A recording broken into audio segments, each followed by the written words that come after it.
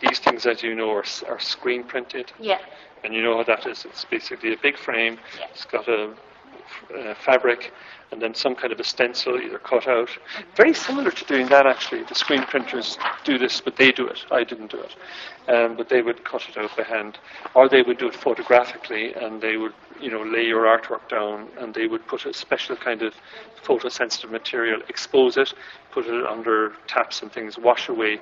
So this was then stuck onto the screen area. And again, the bits that were not exposed to light are kind of washed away, and the stencil bits remain. So that's screen printing. Most short runs, that means, say, 1,000 or 500 posters, they would lend themselves to screen printing because it doesn't really do big, long runs. If you're doing this kind of thing, you're into what they call lithography. These posters here are onto the board. That's lithography. Now, the interesting thing about lithography is that it means stone graphic, stone printing. But in the old days, if you go back to, when I say old, I'm going back to the 19th century, 1880s, Paris, you get people like Alphonse Muchat or Henri Toulouse-Lautrec. They would have done lithographs.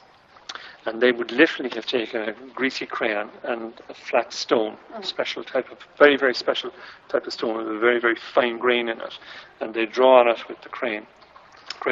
And then they put a coating on that. And they wet the stone. And the idea is that where they've drawn with the greasy crayon will then take ink.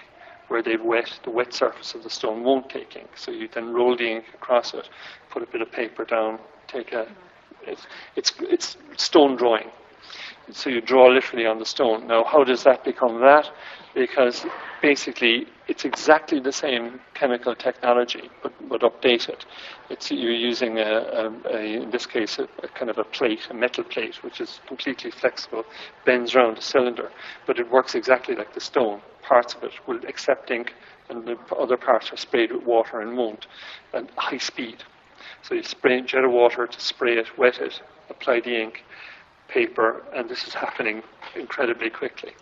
So that's lithography. In fact, it's called offset lithography because the reason it's offset is the actual plate image is transferred onto a rubber blanket, which is then transferred onto the paper.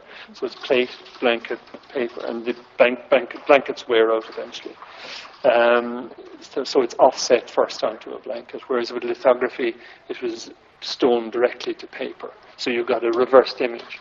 With offset lithography, the plate is right reading. The lithographic plate will look like that.